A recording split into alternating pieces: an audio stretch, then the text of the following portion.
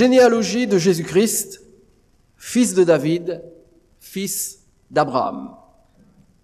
Savez-vous par quelle formule commencent les contes de fées? Ces belles histoires qui ont bercé notre enfance et que nos enfants aiment tant. Savez-vous par quelle formule habituellement commence un conte de fées? Exactement. Il était une fois. Pour quelle raison un conte de fées commence par cette expression « il était une fois ». Est-ce que vous savez pourquoi? Tout simplement parce qu'il s'agit d'une histoire inventée de toutes pièces et qui met en scène des personnages imaginaires et parfois même dans des pays qui n'existent pas. Alors l'histoire commence ainsi, « il était une fois ». Mais en ce qui concerne la naissance de Jésus, eh bien rien n'a été inventé, rien n'est imaginaire, tout est véridique.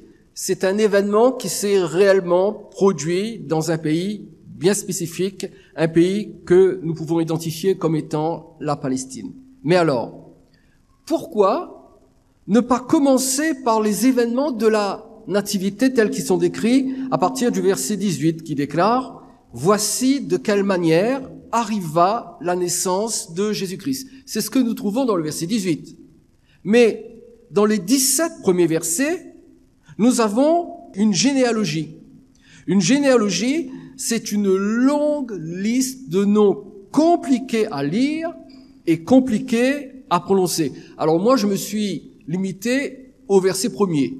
Mais du verset premier jusqu'au verset 17, nous nous trouvons en face de cette fameuse généalogie. Alors la question est, plutôt que directement nous parler des événements qui entourent la naissance de Jésus, pourquoi Matthieu a-t-il tant insisté sur l'arbre généalogique de Jésus au point où cela occupe 17 versets? Eh bien, tout simplement parce que à cette époque, une généalogie avait valeur de curriculum vitae. Les arbres généalogiques étaient utiles à des fins juridiques, à des fins sociales, à des fins politiques, à des fins religieuses.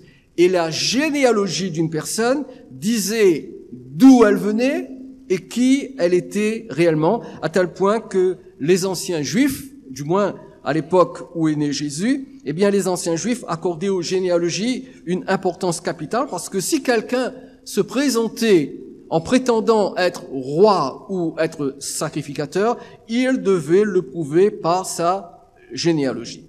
Alors, le début de l'évangile de Jésus ne fait pas exception. Elle commence par une longue généalogie. Habituellement, lorsque je tombe sur une généalogie, je vous avoue que je ne la lis pas jusqu'au bout. Si vous prenez le premier livre des Chroniques, il me semble, si mes souvenirs sont exacts, que les 9 premiers chapitres sont réservés à une série de généalogies. Mais cette généalogie-ci, même si je me suis limité au verset premier, cette généalogie concerne la personne la plus importante de toute l'histoire de l'humanité. Je veux bien sûr parler de Jésus-Christ. Et vous le savez, rien, absolument rien n'est écrit par hasard dans la Bible. Donc la question que nous devons nous poser est: qu'est-ce que la généalogie de Jésus nous apprend? Alors ce soir, je m'arrête au verset premier. Et dans ce seul verset, eh bien, nous découvrons deux vérités, deux aspects de Christ que nous devons connaître. Et bien sûr, cela fait partie du mystère de la naissance de Jésus. Et j'aimerais voir avec vous ces deux aspects de Christ. Premier aspect de Christ que nous apprend cette simple phrase: Jésus-Christ est le dernier Adam. Jésus-Christ est le dernier Adam.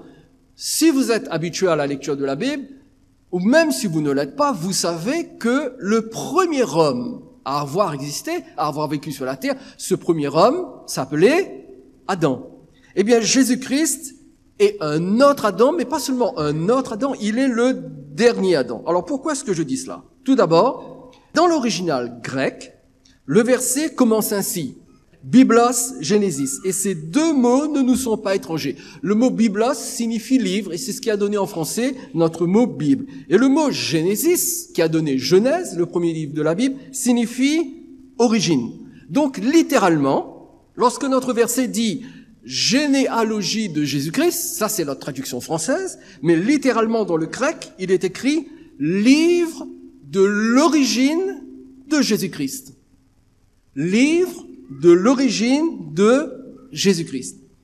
Et il s'agit de la même expression utilisée dans la version grecque de l'Ancien Testament. Et regardez avec moi ce verset, Genèse chapitre 5, verset 1er. Alors, vous allez me dire, oui, mais l'Ancien Testament a été écrit en hébreu. C'est vrai, mais il y a eu une traduction grecque de l'Ancien Testament qu'on appelle la Septante. Eh bien, dans la traduction grecque, voici ce qui est écrit dans Genèse chapitre 5, verset 1. Voici le livre de la postérité d'Adam. Mais l'expression livre de la postérité, dans l'original grec, se lit ainsi, Biblos Genesis, c'est-à-dire livre d'origine d'Adam. Alors vous l'avez compris, l'Ancien Testament commence par le livre de l'origine d'Adam. Le Nouveau Testament commence par le livre de l'origine de Jésus. Et cette ressemblance n'est pas un hasard. Il y a un message. Voyez-vous, il y a eu Adam et il y a Jésus-Christ. Adam, c'est bien sûr le premier Adam, mais Jésus-Christ est le dernier Adam. Pourquoi disons-nous que Jésus-Christ est le dernier Adam? Eh bien, tout d'abord, parce que l'apôtre Paul dit dans Romains chapitre 5, verset 14, Adam est la figure de celui qui devait venir. Le mot figure ici signifie type. Adam était un type de celui qui devait venir. Et cette parole de Paul nous indique que Adam, le premier homme, était un type qui annonçait la venue de Jésus. Et dans les épîtres de Paul, nous trouvons ce qu'on désigne par l'expression le thème des deux Adams. Et le thème des deux Adams était tellement cher à l'apôtre Paul qu'il a déclaré ceci. Je vous invite à lire ce texte avec moi. 1 Corinthiens chapitre 15, nous lisons le verset 45 au verset 49 et vous allez découvrir que je n'ai pas inventé l'expression dernier Adam. C'est Paul qui le dit lui-même. Verset 45. C'est pourquoi il est écrit, le premier homme, Adam, devint une âme vivante.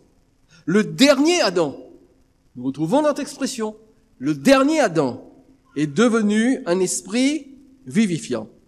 Mais ce qui est spirituel n'est pas le premier, c'est ce qui est naturel. Ce qui est spirituel vient ensuite. Le premier homme, tiré de la terre, est terrestre. Le second homme est du ciel. Tel est le terrestre, tels sont aussi les terrestres. Et tel est le céleste, tels sont aussi les célestes. Et de même que nous avons porté l'image du terrestre, nous porterons aussi l'image du céleste. Alors je reconnais que ce passage n'est pas très facile à comprendre. Et bien justement, j'aimerais en parler ce soir. Dans ce passage, nous voyons une similitude et nous voyons trois contrastes entre les deux personnages qui sont cités, à savoir Adam et Jésus. La similitude tout d'abord. Parlons rapidement de la similitude, de la ressemblance. La similitude, c'est que les deux personnages cités ici sont tous les deux à l'origine d'une humanité. Je répète, les deux personnes citées dans ce passage sont à l'origine d'une humanité. Ils sont tous les deux des initiateurs d'un type d'humanité. Nous le savons, c'est à cause d'Adam que l'humanité a existé sur la terre. Eh bien, figurez-vous que Jésus-Christ, lui aussi, a donné naissance à un type d'humanité. Adam et Jésus sont tous les deux à la tête de deux types d'humanité. L'humanité qui est issue de Jésus et de laquelle nous venons tous, eh bien cette humanité-là, elle est perdue. Elle est en route vers la perdition éternelle. Mais l'humanité qui est issue de Jésus, et j'espère que vous et moi, nous faisons partie aujourd'hui de cette humanité-là, eh bien l'humanité qui est issue de Jésus, elle est sauvée. Elle est en route vers le ciel. Ça, c'est la ressemblance. L'unique similitude, ils sont tous les deux à la tête de deux humanités, même si l'une est sauvée et l'autre perdue. Par contre, il y a trois contrastes. Et ces trois contrastes sont importants et il est vital que nous les connaissions et j'aimerais les examiner brièvement avec vous ce soir. Premier contraste. Adam communique la mort. Jésus donne la vie. Adam communique la mort, mais Jésus, lui, donne la vie. C'est ce que nous apprend le verset 45. Le premier homme, Adam, devint une âme vivante. En d'autres termes, quand Adam a été créé, vous le savez, quand Dieu a soufflé en lui le souffle de vie, il est devenu une âme vivante. Il s'est mis à vivre. Mais c'est tout ce qu'il est devenu, quelqu'un de vivant. Cependant, tous ceux qui sont nés d'Adam par la suite sont nés morts dans leur péché. Ils sont nés pécheurs. Alors que le dernier Adam, nous dit le verset, est devenu un esprit vivifiant. Notez bien, il n'est pas devenu un esprit vivant, il est devenu un esprit vivifiant. Vous connaissez la différence entre ce qui est vivant et ce qui est vivifiant. Quelqu'un de vivant, c'est quelqu'un qui est juste vivant, qui est en vie, mais quelque chose qui est vivifiant, c'est quelque chose qui transmet la vie, qui communique la vie, qui donne la vie. Qu'est-ce que cela veut dire? Eh bien, Paul nous donne la réponse un peu plus haut. Regardez avec moi 1 Corinthiens chapitre 15, verset 22. Il est dit, « Et comme tous meurent en Adam, de même aussi tous revivront en Christ. » Lorsque Adam a donné naissance à l'humanité, il a donné naissance à une humanité qui a hérité de sa nature pécheresse.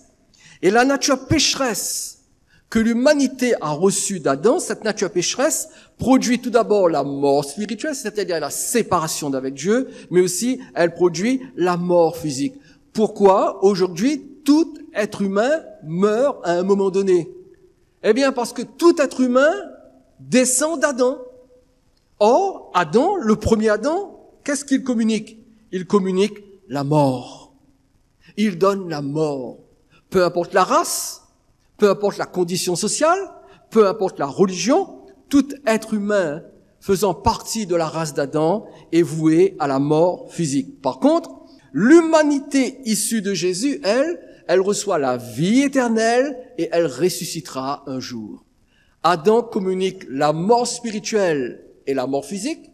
Jésus-Christ communique la vie spirituelle et la vie éternelle par la résurrection. Jean chapitre 5, verset 21, il est dit, « Le Fils donne la vie et il le donne à qui il veut. Le Fils ne donne pas la mort, le Fils donne la vie. » 1 Jean chapitre 5, verset 12 dit, « Celui qui a le Fils, il a la vie. Mais celui qui n'a pas le Fils de Dieu n'a pas la vie. » Il peut avoir une religion, il peut avoir une croyance, il peut avoir une spiritualité, mais s'il n'a pas le Fils, il n'a pas la vie. Seul le Fils donne la vie. Parce que seul le dernier Adam donne et communique la vie. La grande question à se poser est, à qui sommes-nous, vous et moi, reliés maintenant? Au moment où je vous parle. Est-ce que vous et moi, nous sommes reliés à Adam ou est-ce que nous sommes reliés à Jésus-Christ? À quelle humanité appartenons-nous? Est-ce que nous appartenons uniquement à l'humanité d'Adam ou est-ce que nous appartenons à l'humanité de Jésus? Alors bien évidemment, parce que nous sommes descendants d'Adam, nous allons quand même mourir physiquement. Mais si nous appartenons à l'humanité issue de Jésus, au-delà de la mort physique, nous allons vivre éternellement dans la présence de Dieu. Alors il faut savoir de quelle humanité nous venons.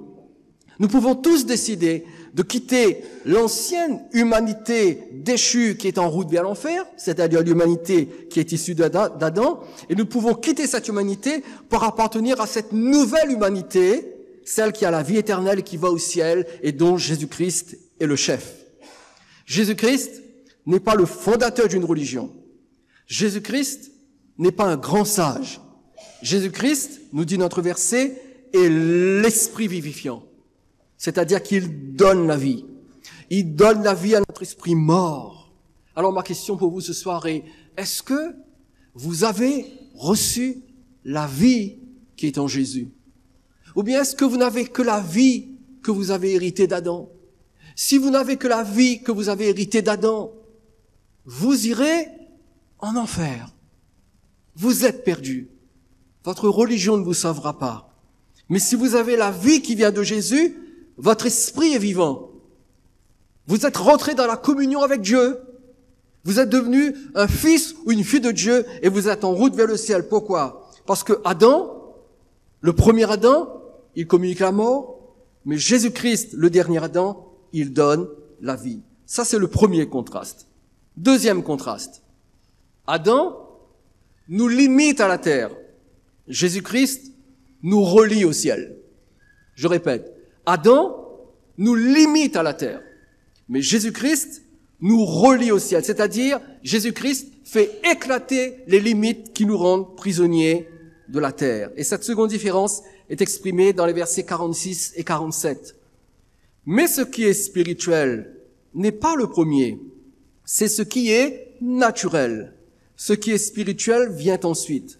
Verset 47, le premier homme tiré de la terre est terrestre. On parle ici d'Adam.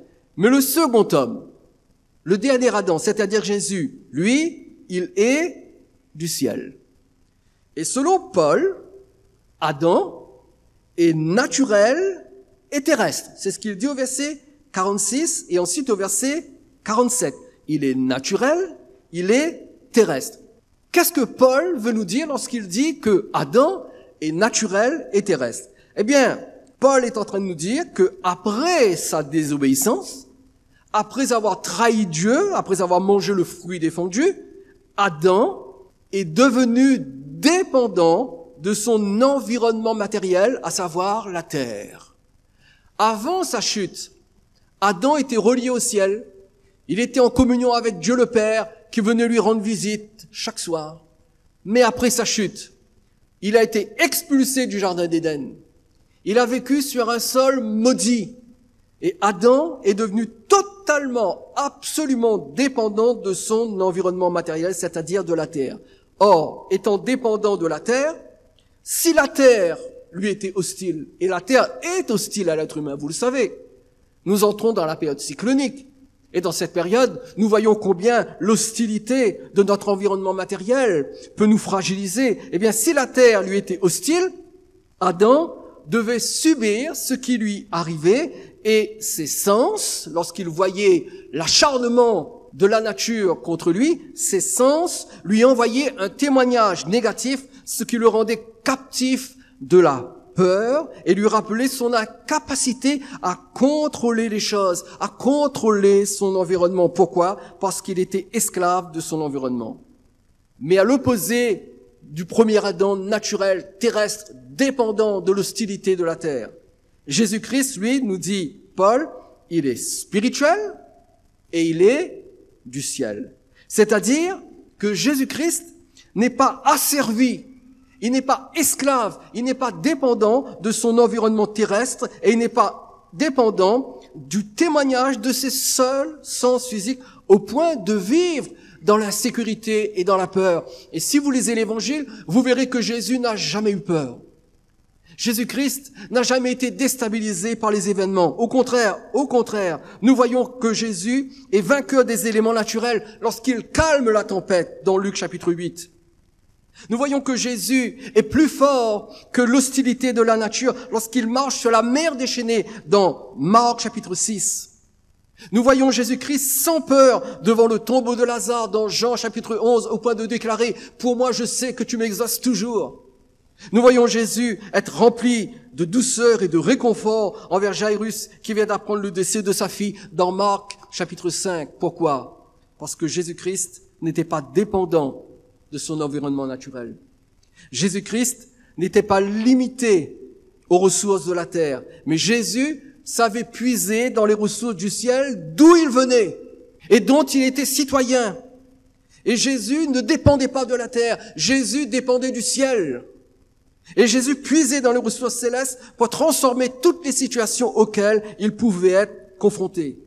Jésus-Christ était au-dessus de tout. Jésus-Christ exerçait un contrôle absolu sur tout ce qui pouvait survenir. Parce que l'autorité du ciel, l'autorité de Dieu supportait chacune de ses décisions et chacun de ses mouvements. Chaque fois que Jésus agissait, il n'agissait pas uniquement en comptant sur sa force terrestre, non, il agissait toujours en étant rempli d'une force divine et céleste. Et le summum de la suprématie de Christ se voit dans cette fameuse déclaration à la fin de l'Évangile selon Matthieu, au chapitre 28, au verset 18. Jésus déclare « Tout pouvoir ». Pas seulement 99%, mais tout pouvoir m'a été donné dans le ciel et sur la terre. Pourquoi? Parce que Jésus-Christ nous relie au ciel et il dépend du ciel. Alors ma question pour vous ce soir est, Est-ce que vous êtes seulement citoyen de la terre ou est-ce que vous l'êtes également du ciel? Nous sommes tous des citoyens de la terre, bien évidemment. Nous avons besoin de la terre pour vivre dans ce corps de chair. Mais au-delà de notre citoyenneté naturelle terrestre, nous avons besoin d'une deuxième citoyenneté. Nous avons besoin d'être citoyens du ciel. Êtes-vous citoyen du ciel? Est-ce que votre nom est écrit dans le ciel, comme nous le dit Luc, chapitre 10, verset 20. Jésus déclare, « Réjouissez-vous de ce que vos noms soient écrits dans le ciel. » Peut-être que sur cette terre, nous n'avons pas grand-chose, mais nous avons le plus grand de tous les privilèges si notre nom est écrit dans le ciel. Cela signifie que nous sommes reliés au ciel, ou est-ce que notre nom n'est seulement écrit que sur la terre?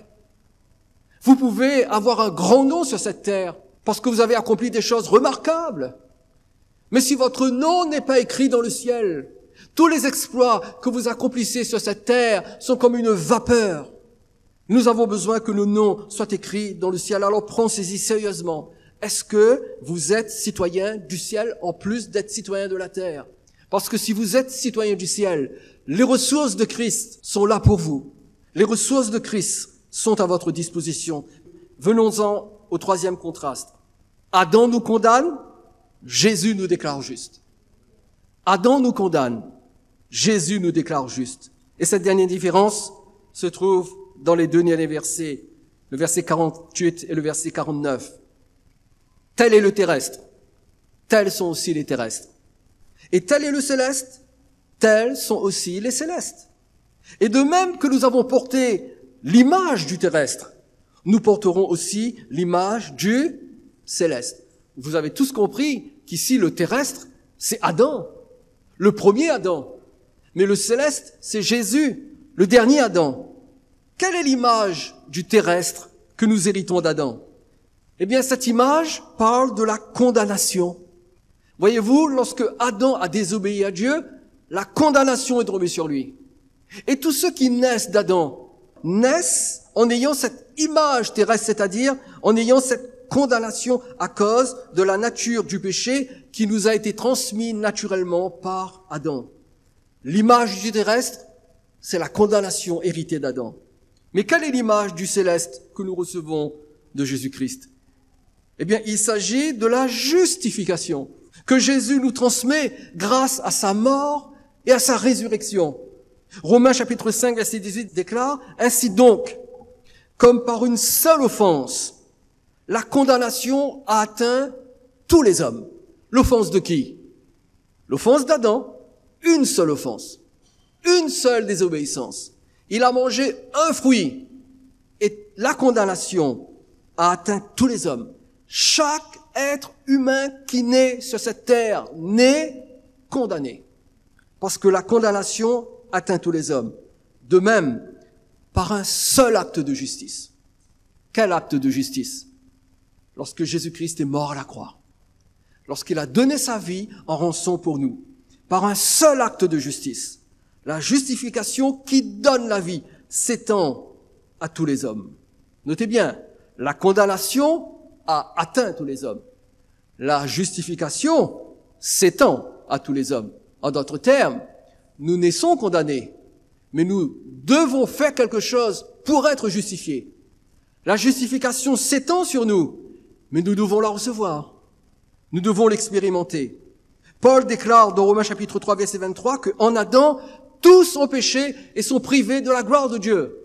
Mais au verset suivant, Romains chapitre 3, verset 24, il dit, mais en Christ, ils sont gratuitement justifiés par sa grâce. En Jésus, qui est le dernier Adam, Dieu nous voit maintenant comme si nous étions parfaits. Si vous êtes en Christ, lorsque Dieu vous regarde, il vous voit comme si vous étiez parfait, comme si vous avez toujours obéi à ses commandements. C'est ce que la Bible appelle la justice de Dieu. Si votre foi est en Christ, si vous avez revêtu Christ, si votre vie est englobée par Christ, si vous êtes à l'intérieur de Christ, on ne parle pas de religion chrétienne, on ne parle pas de venir à l'église, là. On parle d'être uni à Christ, d'être en Christ. Si vous êtes en Christ, revêtu de Christ, vous êtes revêtu de la justice de Dieu. Et lorsque Dieu vous regarde, il ne voit plus vos imperfections, il ne voit plus vos péchés, il ne voit que la justice de Christ qui vous revêt. C'est pour cela que Romains 8.1 déclare « Il n'y a donc maintenant aucune condamnation pour ceux qui sont en Jésus-Christ. » Si vous n'êtes pas en Jésus-Christ, toute la condamnation de l'enfer est sur vous. Peu importe votre religion, peu importe que vous veniez à l'église, peu importe que vous soyez là en train de m'écouter ce soir. Parce que pour que la condamnation soit ôtée, vous devez être en Christ. Et je le dis encore une fois, ne vous contentez pas de venir à libre accès. Assurez-vous que vous êtes en Christ, que Christ vous revêt, que vous êtes cachés en lui, parce que c'est en lui que vous êtes revêtus de la justice. En Jésus, nous avons reçu la vie même de Dieu. Et cette vie de Dieu, elle est dans notre esprit. Ce qui implique, mes chers amis, parce que la vie de Dieu est dans notre esprit, parce que nous sommes revêtus de la justice de Christ, nous sommes toujours dans la présence de Dieu. Et notre être intérieur est constamment en communion avec Dieu. Quelquefois, nous disons, oui, mais je passe par un désert, je ne sens plus la présence de Dieu. Vous savez pourquoi nous passons par des déserts dits spirituels? C'est parce que justement, nous ne sommes pas suffisamment informés sur notre position de juste. Nous avons un gros problème d'identité spirituelle. Voyez-vous, nous ne savons pas qui nous sommes en Christ. Nous croyons que nous sommes juste des croyants et qui essayons de tenir ferme contre la méchanceté du royaume des ténèbres. Non, nous sommes la justice de Dieu. Nous sommes revêtus de la justice de Christ. Quand Dieu nous voit, il ne voit pas nos défauts. Nous voyons nos défauts, vrai pas vrai? Mais quand Christ nous voit, quand Dieu nous voit et que nous sommes en Christ, qu'est-ce qu'il voit? Il voit qu'il n'y a plus de condamnation. Aux yeux de Dieu, Éphésiens 1.4 dit que nous sommes saints et irrépréhensibles devant lui. Quand vous êtes devant Dieu, lorsque Dieu vous regarde, vous êtes saints et irrépréhensibles. Alors vous allez me dire, oui, mais quand je commets un péché, qu'est-ce qui se passe? Eh bien, quand vous commettez un péché, vous attristez le cœur de votre Père. Vous devez lui demander pardon et que vous soyez purifiés par le sang de Jésus. Mais il vous voit toujours saint et irrépréhensible. Quand votre enfant fait une bêtise, il ne cesse pas d'être votre enfant, n'est-ce pas? Lorsqu'un bébé fait ce que font tous les bébés et qu'il faut changer sa couche, il ne cesse pas d'être votre bébé pour autant, n'est-ce pas vrai? Quel papa ou quelle maman serait aussi indigne au point de rejeter son bébé parce qu'il s'est sali? Eh bien, de la même façon, en Christ, nous sommes saints et irrépréhensibles devant Dieu. Notre esprit est constamment devant lui. Nous sommes constamment en communion avec Dieu. Et le Père se réjouit constamment en nous. C'est nous qui ne nous réjouissons pas suffisamment en lui. Parce que nous avons trop les yeux fixés sur nos faiblesses, sur nos manquements. Mais en Christ, le dernier Adam, nous sommes justes. Il n'y a plus de condamnation. Nous sommes des enfants de Dieu. La deuxième vérité, le deuxième aspect que nous apprend ce verset, c'est que Jésus-Christ est l'unique source de bénédiction. La seconde chose que nous apprenons sur Jésus, c'est qu'il est fils de David, fils d'Abraham. Fils de David, fils d'Abraham. Ce qui désigne son appartenance à la lignée de David et à la lignée d'Abraham. Et cela soulève deux questions. Pourquoi Matthieu a-t-il choisi ces deux hommes en particulier? Ça, c'est la première question. Pourquoi est-ce que Matthieu dit que Jésus est fils de David, fils d'Abraham, dans ce verset-ci? Ça, c'est la première question. La deuxième question est, pourquoi Matthieu nomme-t-il David avant Abraham? Parce que, voyez-vous, Abraham vient avant David. En fait, David existe parce que Abraham a existé. Le père fondateur de la nation d'Israël, c'est qui? Abraham. Mais Matthieu ne dit pas fils d'Abraham, fils de David. Il dit fils de David, fils d'Abraham. Qu'est-ce que cela nous indique? Premièrement, ces deux personnages, David et Abraham, sont importants parce que Dieu a fait une alliance avec chacun d'eux. Tout le monde sait ce que c'est qu'une alliance? Dieu a établi un contrat avec ces deux hommes.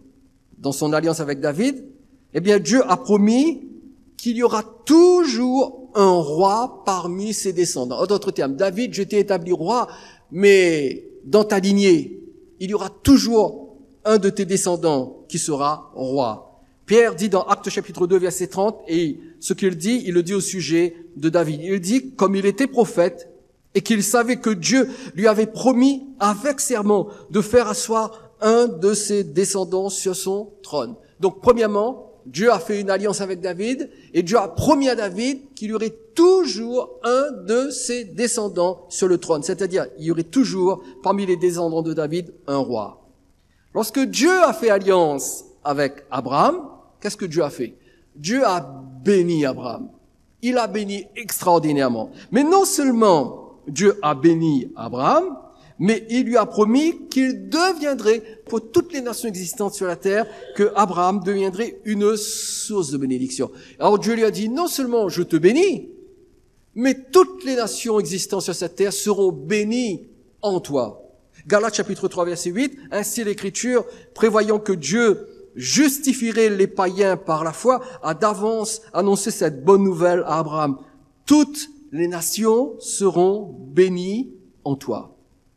Il y a 2 points importants à retenir par rapport à ce que je viens de vous dire sur David et Abraham. Et voici quels sont ces 2 points. Premier point, quand Dieu fait une promesse, il la tient toujours. Quand Dieu fait une promesse, il la tient toujours.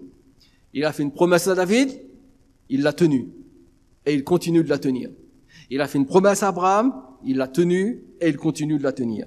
Est-ce que ce n'est pas réconfortant pour vous et pour moi de savoir que Dieu est fidèle à ses promesses?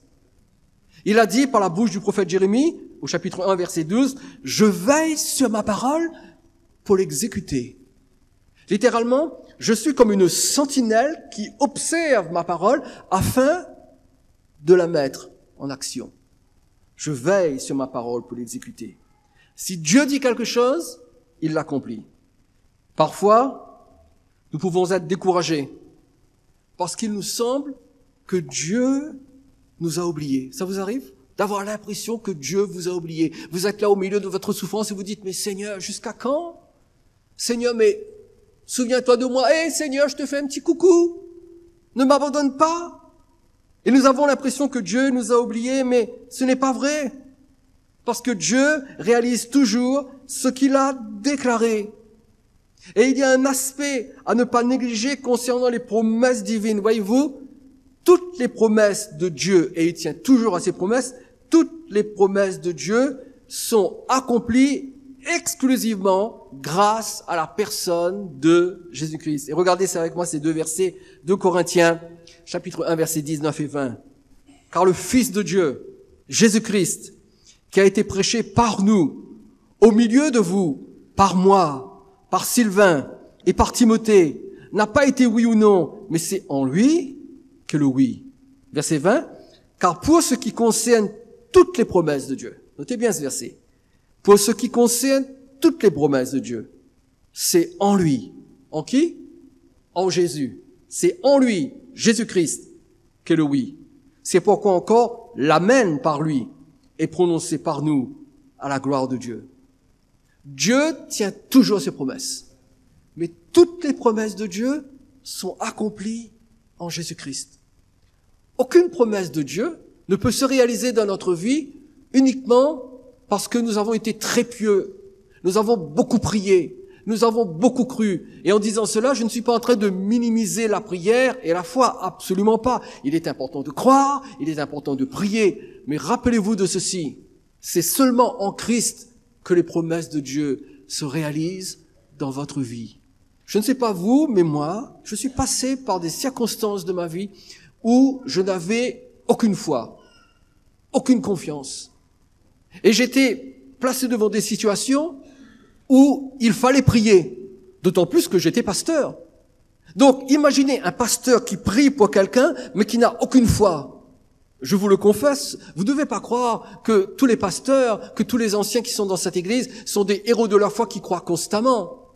Chacun fera son mea culpa, mais nous sommes des hommes comme vous, n'est-ce pas? Et il y a des moments où nous ne croyons pas. Alors je me souviens, un jour, j'ai été appelé à l'hôpital, au chevet d'une pauvre sœur qui avait eu une attaque et qui était paralysée. Elle avait le bras tout tordu. Elle avait le visage tendu, elle était paralysée. Et lorsque j'ai vu son état, bien sûr, j'ai été appelé à son chevet pour prier pour elle. Je me suis dit, mon Dieu, mon Dieu, mon Dieu, mon Dieu. Et à ce moment-là, alors que j'étais dans la chambre, je n'avais aucune once de foi. Pourquoi? Parce que j'étais impressionné par son état. Il y a de quoi imaginer une personne paralysée, toute tordue. Alors j'ai quand même prié, parce que j'étais appelé à prier. Et j'ai prié pour elle, je lui ai posé les mains, et j'ai prié. Et ensuite je suis parti rapidement, tout penaud. Je me suis dit, mais j'ai prié, mais je n'ai aucune foi.